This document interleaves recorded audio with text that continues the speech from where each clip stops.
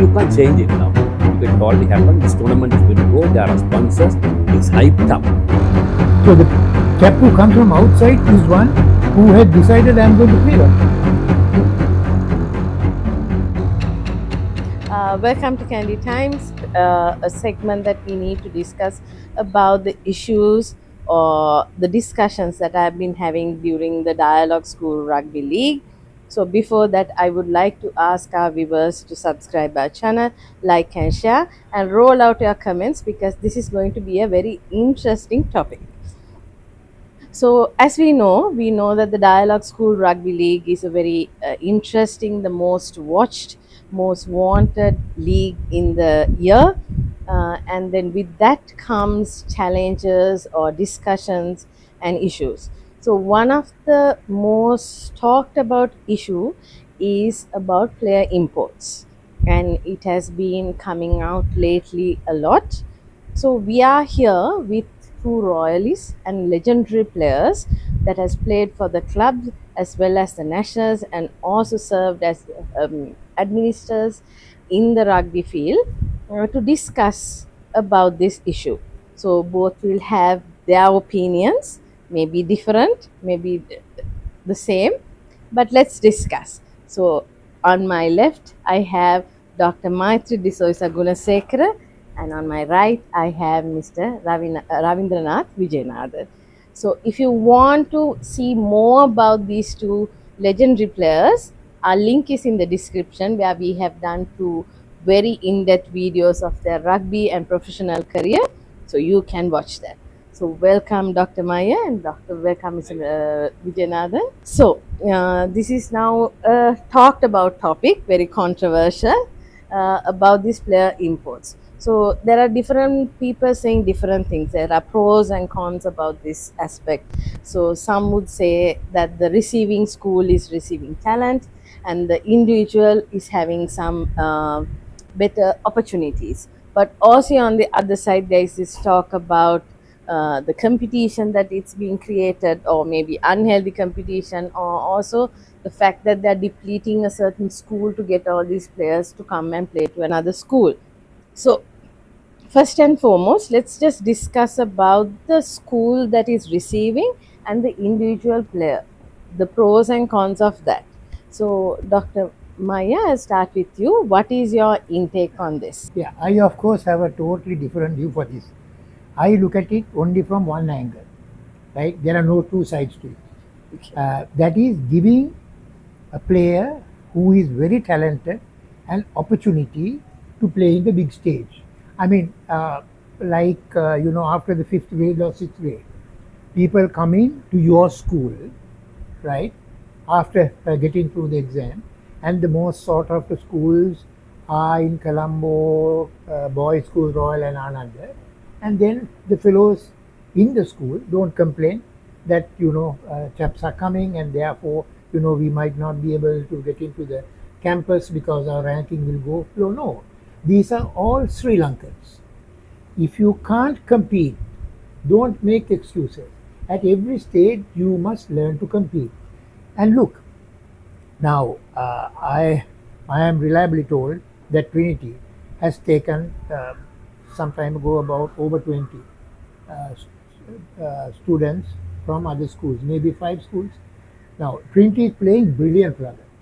Now, just imagine if those players were in their own schools, playing with 10 or 12 other mediocre players, they would not have blossomed.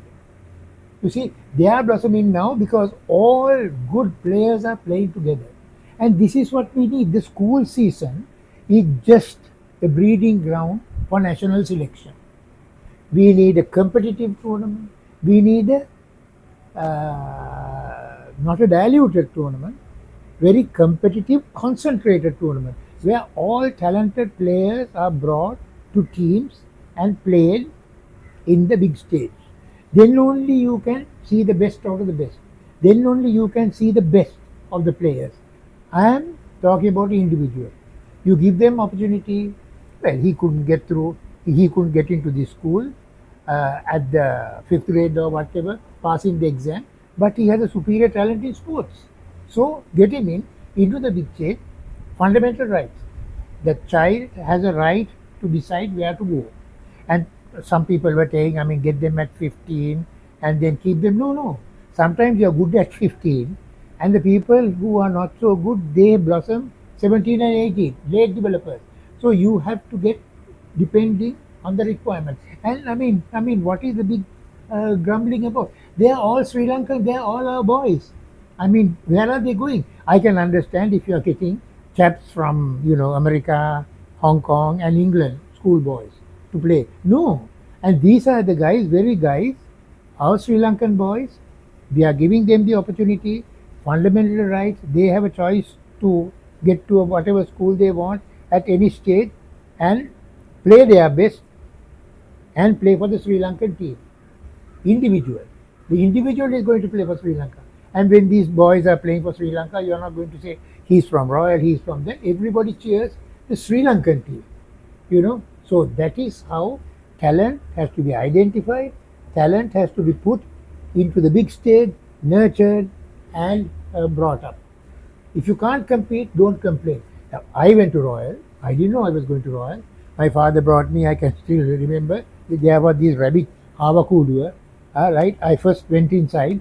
They covered something with a cloth, opened it, and told me, "Tell me what is." I didn't know what the hell it was, and they told me that I have selected. Now, how can I own that school? How can I say no, no, no? Others can't come. No, this is wrong. You must have an open view. Final goal, national team. We have to win. I mean, we are losing to Korea by 2-3 points. I mean, this time we couldn't go. Hong Kong, I mean, they say that they send the second string side. No one told them to send the second string side. We lost in the last second. That is all because of this highly competitive, concentrated schools tournament where fellows are coming, blossoming out and getting used to competition. Don't complain about competition. You see, as a country, then we are going to be done for. Now, I mean, people go to other places, people go to England for higher studies. I mean, my daughters went for higher studies, medicine and law. I mean, people in England are not saying, okay, don't get people from outside. No. They set the bar, they keep on raising the bar. You meet the standard, you get in, you perform. Don't complain about competition. These are all our boys. They have the right to go to any school. I can understand if you are getting players from outside, abroad. No. Don't complain about competition. Be competitive. Learn to compete. If somebody comes to your school who is better than you, train hard, compete, and show your colors. That's the attitude. That makes the country better, move forward. Not complaining and having, basically, area representation, this from number from this area, that area, and not getting the best, like in the A levels. No. Rather, no. Okay, so Doctor, what you are saying is that giving an individual position like that chance is that he might not get that chance sometimes, and for you all to give like the top schools to give a position like that will benefit the child as well as create competition in the school itself. So, like even though you have been there from grade one, you have competition, and when someone better than you is coming, you want to be par with that person and want to compete. So yeah. Yeah, the thing is, the important thing is, just because you went to a school from year one, you can't own the school.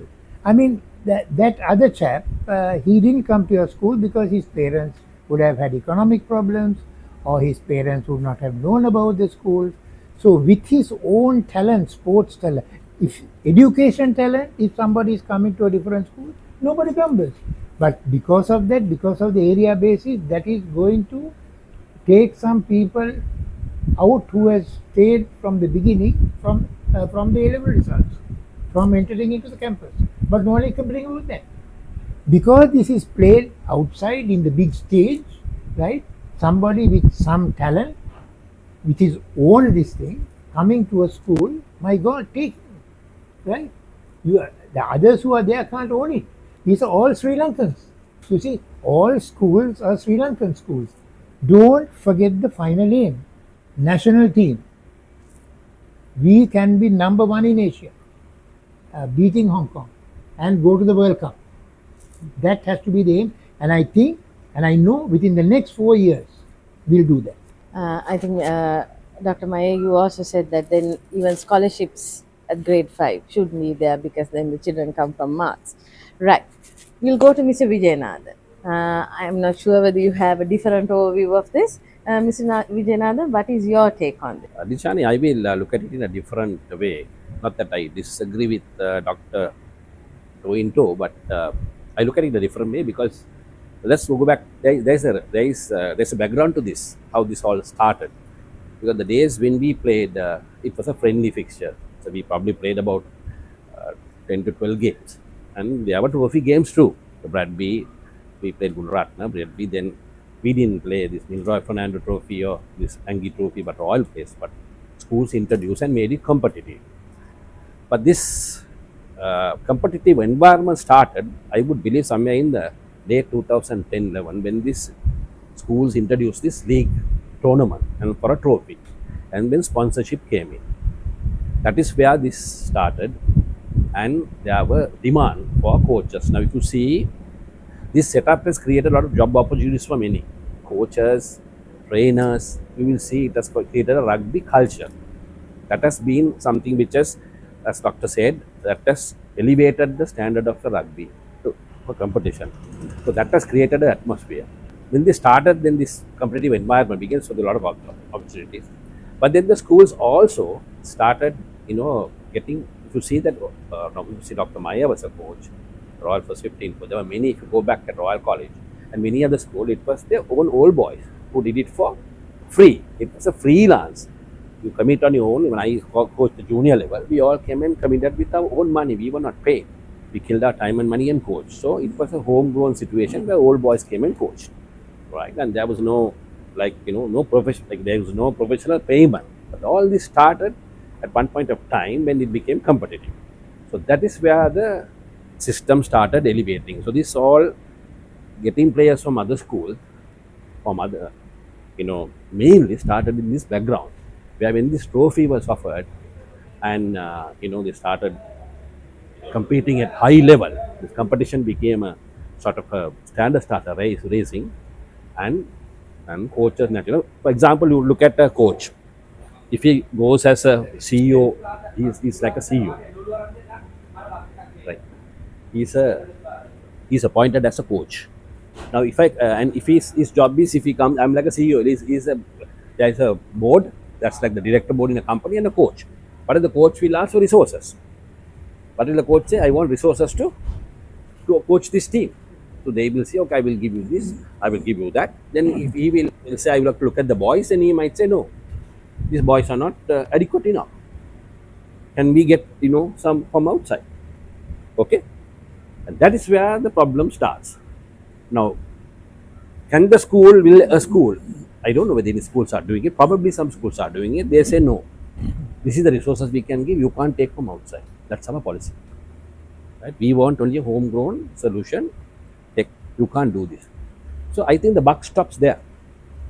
It all depends on the administration of the school, whether you are going to allow a homegrown solution or are you going to import players from other schools and elevate your team.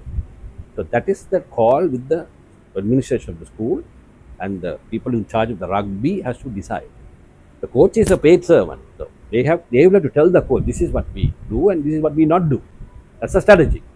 Right? Strategy, something you don't do is also strategy, So that is how you do. So you have to say, we are not going to do this, but we will have a homegrown solution.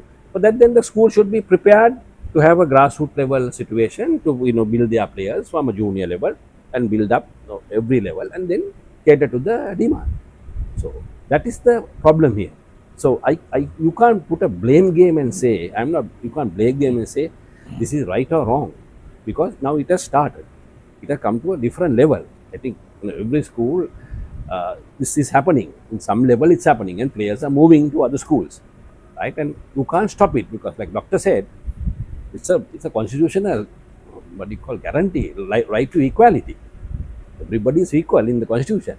So you can't pinpoint and stop anybody. I can, if somebody stops me, I can go to courts and say if they were deprived of going to the school.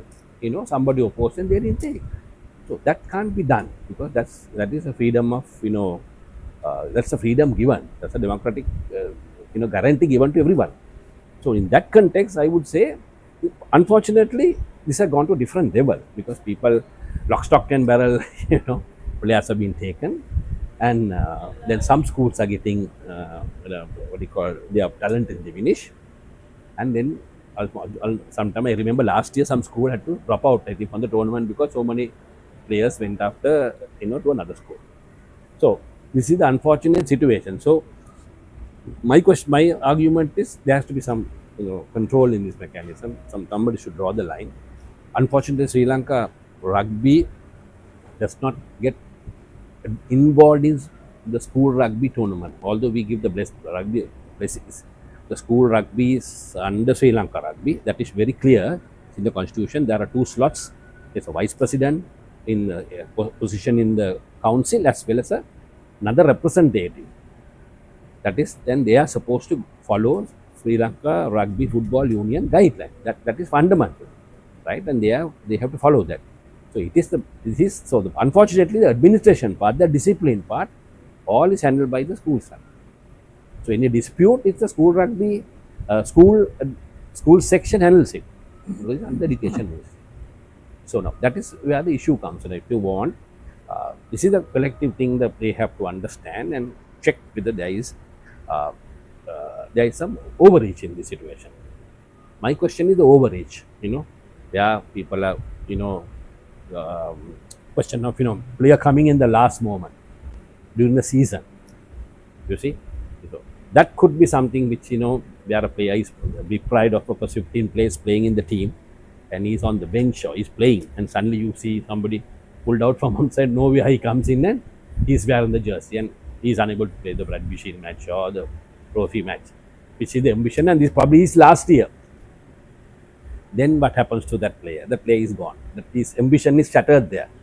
And that guy can be a person who has come from grade 1 or could have come from grade 5 or scholarship exam, even maybe after, I think schools like Royal College being a government school, they take from outside after A-level.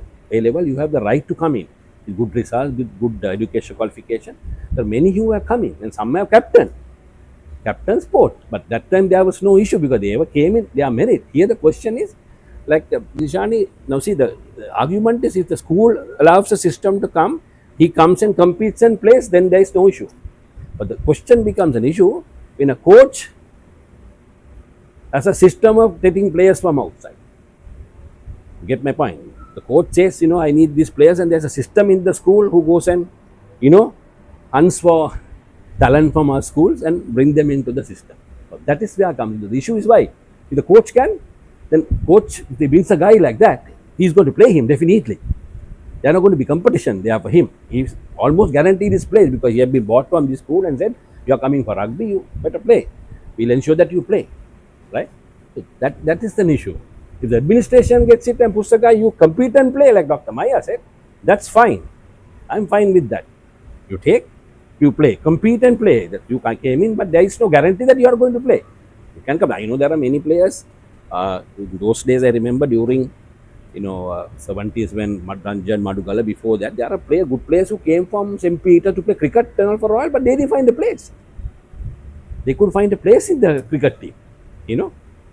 Undersman from another school came to Royal, couldn't find a place in the first level team. Right? I don't want to mention the names, but I know. Even rugby, same thing.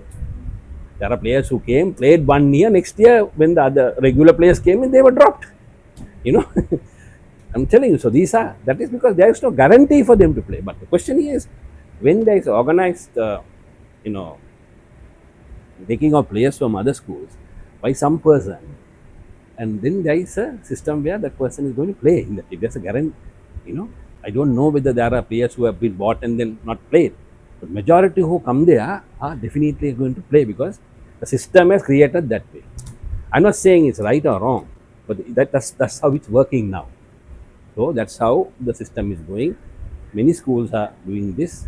Better schools are competing. The top level teams, there's acquisition for everyone. We see it on social media. It's happening this way, that way. So, at the end of the day, they are trying their best. Every team wants to win. on the coach's point of view, he has been given a task, he wants to perform. So he will say, I want to win, and this is how we perform. Otherwise, his job is at stake. This is like a company. You go to company, and if you ask the resources, the company doesn't provide the resources, you will fail. Then you will say, I asked for all this, you never gave me. And now, I'm failing. Before when you contracting, you should put it on his table and say, these are there. I don't have this problem. You get me these players. We need, for these positions I need, because if you see, the game has changed much. There's certain positions are vital very vital. For example, scrum half, fly half, the third row.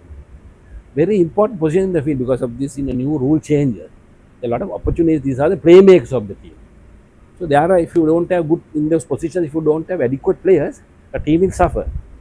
So good coaches, people in that position definitely say, I want these players, get me these players. But again, like what I said, the buck stops with the administration. Am I going to allow this, or am I going to draw a line and say, no, our policy is this. We are not going to import, just because the word import, we'll say we are not going to get players from other school. You will have to play with your own team. We have homegrown solution. We have guided this. These are the teams. You find a coach, and we have to want you there to develop the team and create a structure so that players are created within the system. Right?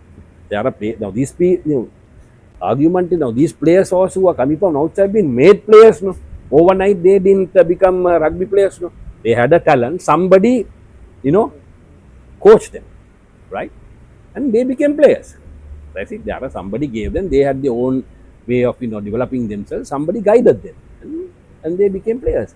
The same way, the coaches also who are recruited, they can be also told, you better, develop the players. Have a system of developing talent.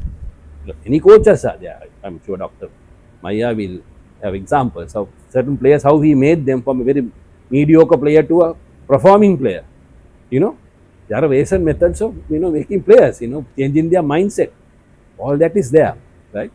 So that part I'm saying that that is something which is there. So in my view, there has to be a method so that there is no overreach here. So that there's a balance in. Now you can't change it now because it has already happened. This tournament is going to go. There are sponsors. It's hyped up. And I also have one issue on doctor's issue. The problem is, doctor was talking about the Sri Lanka. But unfortunately, Sri Lanka rugby system is not conducive for national representation. Because we are playing under 20 players, the under 19 rule. The entire world is under 18 first 15 rugby. You go to any Britain, Australia, New Zealand, South Africa, they play under 18 rugby because of the safety issue. They play under 18. But Sri Lanka is playing under 20 rugby, under 20 players with under 19 rule. So we are unable to produce prop forwards. Can we find 10 prop forwards from the school section who can walk into any club side? It's a big question mark because they are not, because players, they want to win. The team wants to win, so they will play somebody who can play well in the loose. So there is no shoving. The need is not there. There is no scrum. No, you can put the ball and get it, right? They only need somebody to lift in the line out. So that is a problem. Unless that is changed, this player development and good players coming into the system doesn't cater to that need. Because players are coming and they are going to go out because there is a big gap between club and school. They can't come in easily and play in the club. How many players in the system are playing in the clubs? I think the president of SLR said about 5%. Look at the Trinity side now, probably Trinity side, many of those players can walk into any club side or even play for Sri Lanka. We were discussing before when we were coming, they have got that talent. Maybe however how they achieved that, somebody might point a finger. That's not the issue.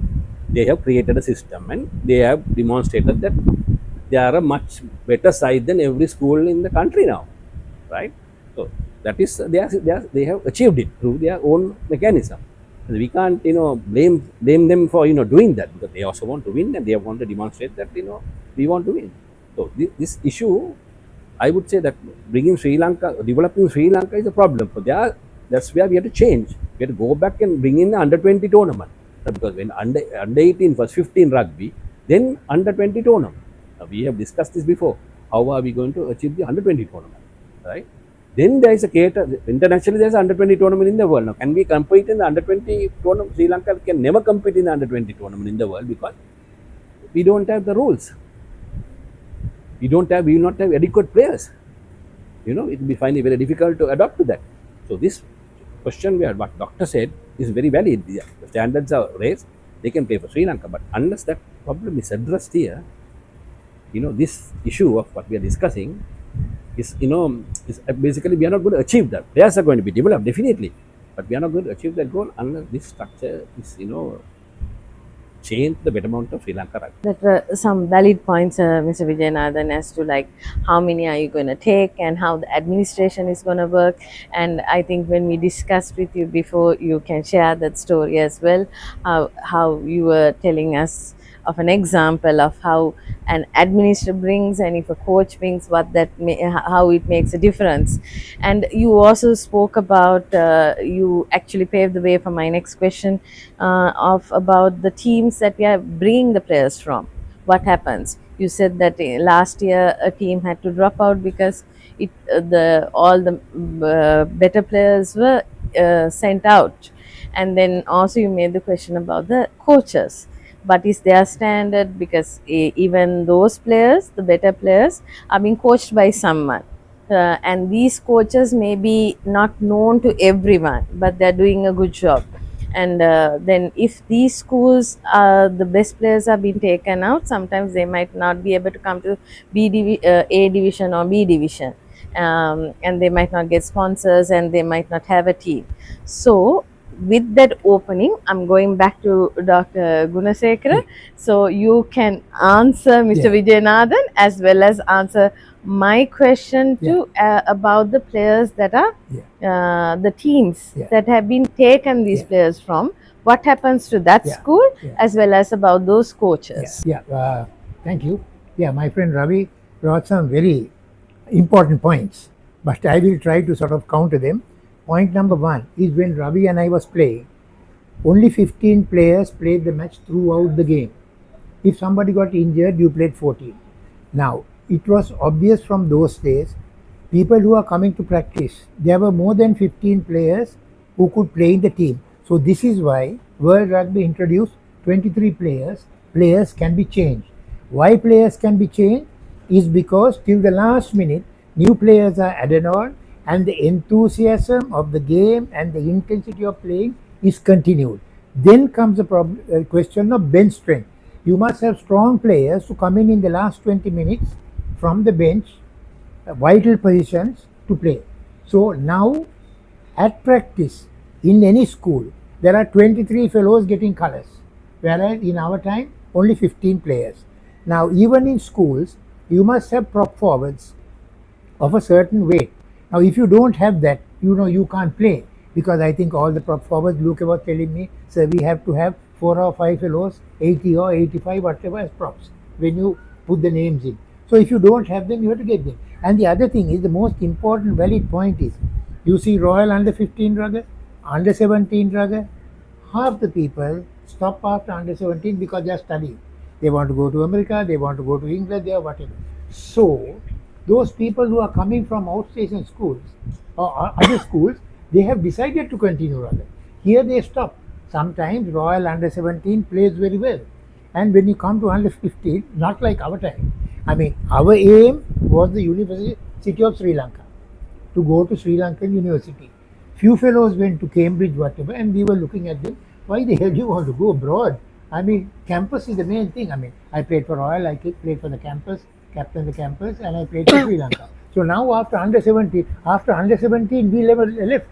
I mean, to tell you, we purposely, myself, Dr. Fred Perra, Samarage, all those who played rugby, we crashed our A-level first time because we want to play rugby for Royal 1 year. Our parents understood that. Some people thought we were mad. I said, what the hell? You get into medical college, first or second side doesn't matter. But Royal, we want to play rugby for 3 years. That you will never get back. So we continued, but now they don't continue. So if there is a junior coach who is bringing up players, molding them, 17, 18, they are gone. They are gone to the States, America, whatever. So then you have big void. That is the other thing. And the most important thing is 23 players play. So that is the strategy that the World Rugby has put to maybe to have good TV channel exposure till the last minute. There is commitment because 8 new players are brought in at crucial times, at key positions. So that is rugby now. So you can't start a game without a strong bench, like Ravi said. You get a player, he might play in the second half. Now in CRNFC, the foreigner played in the second half, right? And when he played in the second half also, when people were tackling, very rarely you saw him because all the other players were as big as him. That is because of the competition. So the bar is raised with competitiveness. It is invariable. Things change. You can't revert things. You have to have some fairness. I agree, but with competitiveness, everything the bar is changed and the scenario changes. Now it's like surgery. So probably I am the last of the last generation of general surgeons. But now some young surgeons, they do vascular, they do only liver, they do only stomach, colon. But we are used to doing everything. So that does not mean that that is wrong. You see, that is the way the world is going. But here it is the way the world is going. You see, so be competitive, right? Don't complain. Get the best to compete on the big stage. They are all Sri Lankans, right? There are issues. Under 17, good team. Half the team's gone to America or England. What are you going to do? The coach, you see. So the chap who comes from outside is one who has decided I'm going to play rugby and then study later or whatever. So I get Ravi's point, but I think I have counted some because when we were playing with 15, somebody gets injured, you play with 14. Not now, because the competitiveness of the whole game has to be kept alive. Unless of course somebody gets a yellow card or a red card, then it's your own mistake. So I think this has to continue, but of course some regulatory method. Then of course under fundamental rights somebody can say, why can't I get into this school? Okay, I'll get in, I'll see whether I can play. If I can't, bad luck. But they want to target a few schools to get in. That's fundamental rights, you see. So this is good for competition. And like Ravi quite correctly said, I think we have to talk with the sports the ministry and the education ministry to bring the under 20 rules. Otherwise we find it very difficult to produce prop forwards. Prop forwards, you start producing them at club level, not at school level.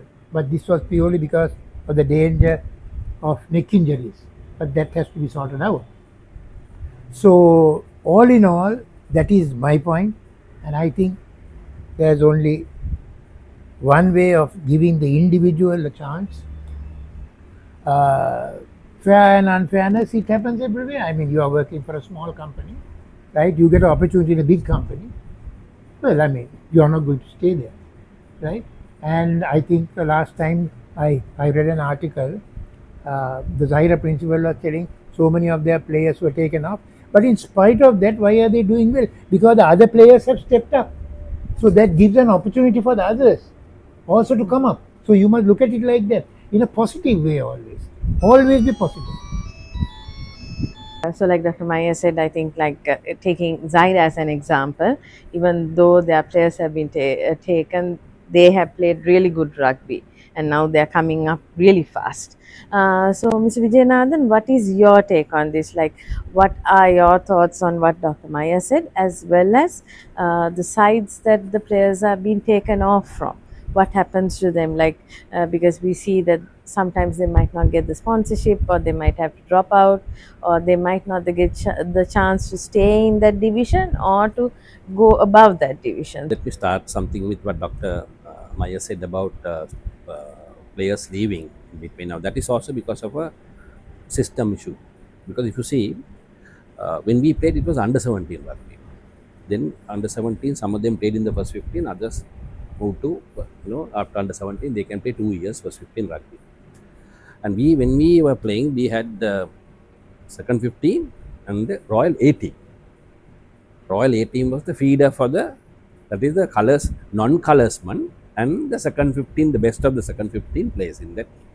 So there is a sort of a team. So there is an encouragement for players to come and play, because some will. There are many who are even proud to say that they wore the second 15 jersey or played in the 18. So that system was created. Some of them were not really, great players, but they came for practice and they continued. So they had a chance of playing rugby at Royal. That atmosphere was created. Now what has happened is, I can remember this.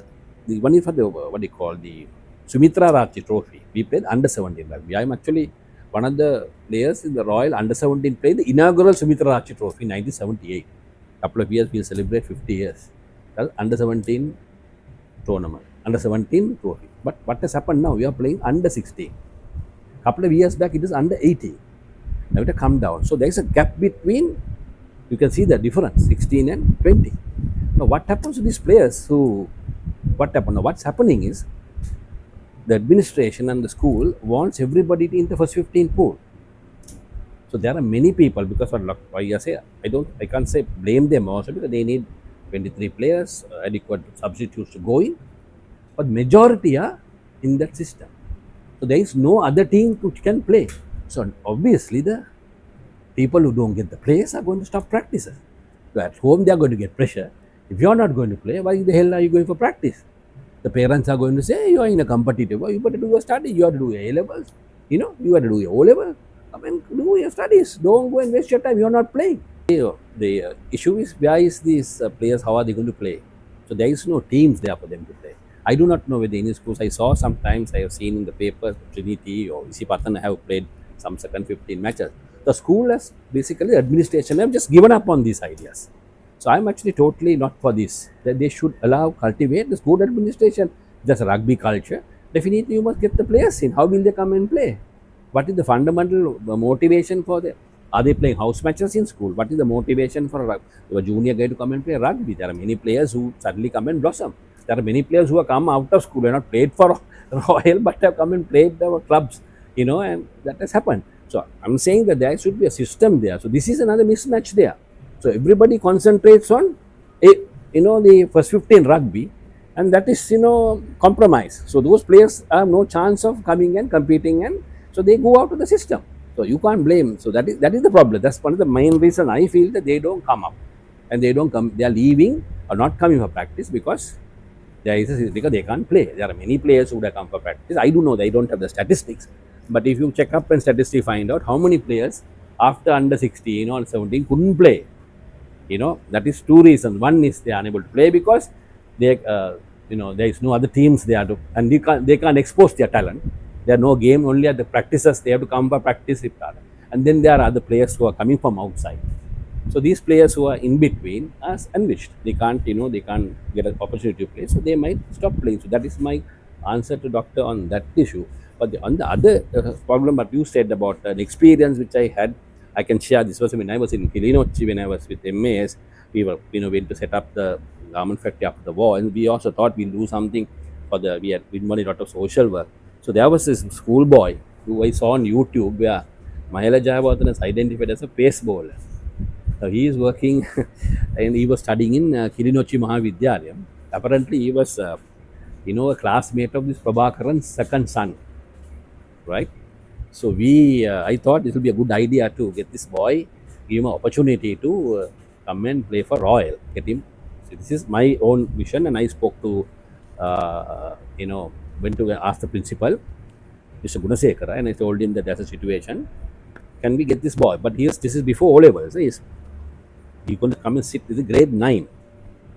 Mr. Gunasekara was very impressed, and he said, "Just Ravi, let's do this for this ideal process for reconciliation to get somebody from Kilinochchi, and if he plays the Royal Tournament, that will be something which we can be proud of, that we gave an opportunity for a boy just after the war to come to Royal and play cricket." So we booked the groundwork. We went and found out he is actually from a very poor family. He's just, if you went to his house, I was shocked when I saw it. It was like a cycle shed. House was like basically a shed. Very poor family with 4 girls and 1 boy. And he had a very athletic build and good pace bowler. He has been playing for his school. But then we had opposition from his school. Kilinochchi-to-Royal said, no, you can't take this boy. You all are trying to cash in on our talent, right? This boy will be in Sri Lankan, going to be in Kilinochchi and he's going to shine. I said, this boy will shine if he comes to Royal. You allow me to take him, we'll take him, we will lay the groundwork for him to, we will support him. But he has to get into the side now. See, I have no guarantee for his place, right? That's the point I'm going to drive in here. I have no guarantee for giving him a place. This all depends on how he performs in school. So he was brought to Royal, given admission. Then our coach was Dilip Somaratna, cricket coach. He was coaching Royal first 15. I went, I know him, I spoke to him and said, Dilip, this boy is coming. He said, Ravi, good, let him come. Then he was practicing and he was playing and he played a couple of first 11 matches in the first year. And then he was dropped, he was playing and I asked him. And the problem was here the cultural issue because he didn't know either English nor Tamil. No, or English, Sinhalese. So he only knew Tamil. He was in the hostel. So he couldn't communicate with people there. He was a loner. So that aspect, which we didn't see from our side. We thought, that all will be taken care of. But we were in Kilinochchi, we were coming back during weekends. That's the only time we meet them. So my staff, there are a couple of Royalists who were with me. They all went, spoke to him, tried to give him bit. We gave him all the facilities, food, everything was bought for him. We guided him. In fact, at that time, Ashanta Dimel was the National Selection Committee chairman. Since I knew Ashanta was senior to me in school, played rugby for Royal. I went and told Ashanta, can you help this guy? Can you come and talk to this boy and give us a couple of tips? Because of my respect, Ashanta came to Royal College and went to the first 11 practices and showed the boy. And he said, this guy has a talent. He has to play, but let him play. Dilip Somaratna, the coach, also was watching. He came and played, But the question here is, he couldn't find a place. He played first year twice, a couple of games. The next year he played 2-3 games. He couldn't make it to the first 11 because I am the one. It was my baby. I am the one who wanted him to play. The company wanted, thought it's a good CSR project, good something to help one boy to flourish, but he couldn't make it to the team, right? It was not the coaches, which there were others in the team. Maybe he were not the best out of the lot. So coach didn't play him. Ultimately, the boy went back. Between he could have played one more season. Before that, he went back. I don't know what happened to him after that. Actually, we lost teacher. We actually tried to get the parents. Parents also a poor family, but somehow because the biggest problem was the cultural match. So some people unfortunately came from and after a sort of a experience which they had their own issues. So unfortunately that failed. So I'm only trying to point it that this is when I bring and come, when somebody not in the involved in the direct playing of that player, is not involved in the system, then I think his chance is not. It's going to be he has to compete and play like the other people who are coming after O levels, who are just applying themselves and were selected. Then they come and play. Now recently I met a boy. Apparently he has got very good results for A level. He has the Asoka College. Asoka, I believe, is Ananda College's junior school. Maradana. He is the rugby captain of Asoka College. And I asked him, why are you not playing rugby? He said, no, sir, my mother was born in Alabama. I have small injury. I said, no, I have a good doctor. I'll take him to Dr. Maiya and he'll fix you. Honestly, I told this. Then he said, no, I don't want to play because captain of, big guy, flanker. He said, no, sir, I don't want. So you see that. So this guy has come on his own merit, not because of Royal had gone and poached him on. He has come with his qualification and he's the captain of that school. But he had decided not to play. So that's the other side of this situation also. So the players who are the team which is losing the issue, there are a couple of issues. Now the coaches, one thing the coach who is coaching them and he is losing players. So sooner or later that coach is also going to get demoralized. So he will say either you would have stop it or I'm going to move out to another school. So I know there are many coaches who have done. I will say that Science College was one of the schools which are affected some time back, and I think the Sri Lanka captain is now from Science College. Some brilliant players being produced and they play natural player rugby, right? They move, right? But if you see, that is the Sri. Now if you see, now let's look at Isipathana as a school. If you look at Isipathana, I don't think there's an allegation to say that Isipathana has brought in many players from outside. Why? I think Isipathana has a policy that they will not do that. I think so. Maybe I'm wrong or I'm right, but they have decided we will not take any players from outside. We will have a homegrown solution. Probably that's their strategy, and that's culture they are adopting. Now, that is up to the school. If the school adopts that situation and they stick by that, then that's up to them. And Isipathana, you can't say they're not competing. No, they are one of the top sides. They most of the trophies with the school section are won by them, right? Maybe there are people who have come from outside, but I don't think that's like in a big way.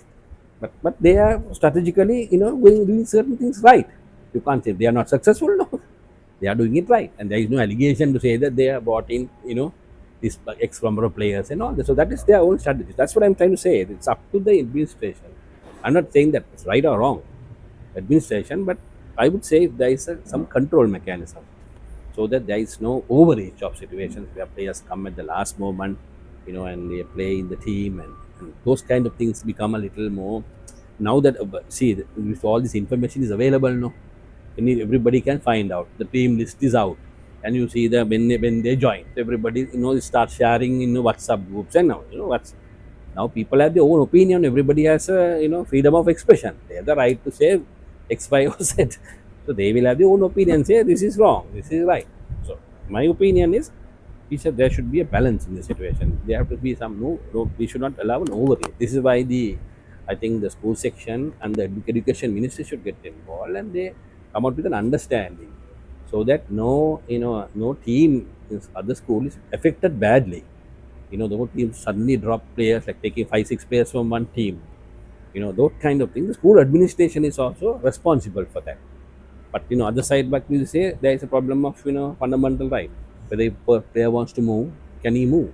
There is a law. But again, the question is the school who is taking is the person who is going to take. If he refuses and say no, we are not going to take you, right?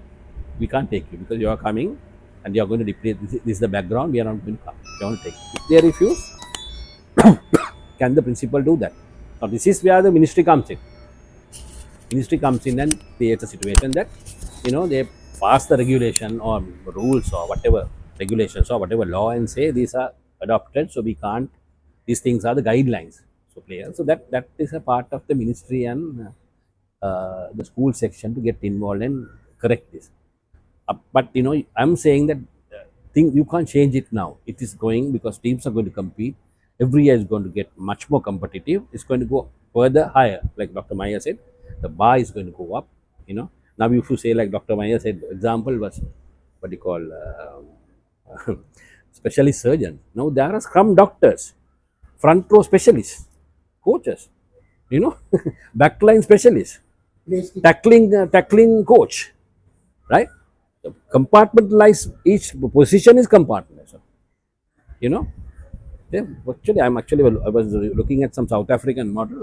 There is a specialist course for front row coaching, scrum doctor, imaging coach. So that is so that part is there. I think the game is developing. You can't stop players. You can't. It's an opportunity for the coaches. It's called it create a lot of opportunity for a lot of employment in this space. It's for sports people.